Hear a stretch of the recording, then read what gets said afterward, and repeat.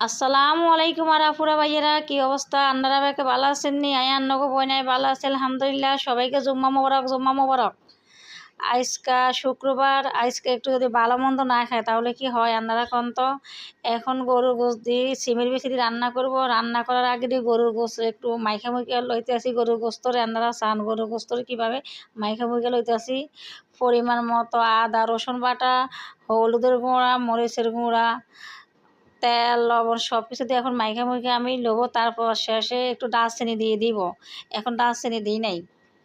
এখন আপনারা চান আমি কিভাবে রান্না করতে আছি। আসলে আমি গরু গোস্ত সবসময় রান্না করি না, আমার মা রান্না করে। আমার মায়ের হাতে রান্না অনেক মজা। আজকে আমি আমার মাকে বলছি আজকে আমি নিজে রান্না করব। দেখি আমার রান্নাটা আজকে হয় কি না। আপনারা চান আমি অনেকদিন পরে আজকে গরু গোস্ত রান্না করতে আছি। কত সুন্দর আপনারা চান। আমি এখন কারেন্টের চুলার মধ্যে বসা দিব গরু গোশ।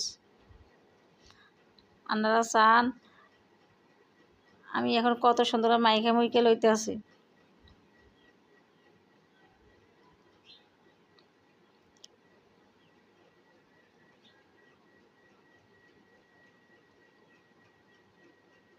এখন চুলাতে বসাই দিয়েছি। বসানোর পরে এখন রান্না প্রায় শেষের কাছাকাছি হয়ে গেছে। ভিডিওটি ভালো লাগলে বেশি বেশি করে ভালো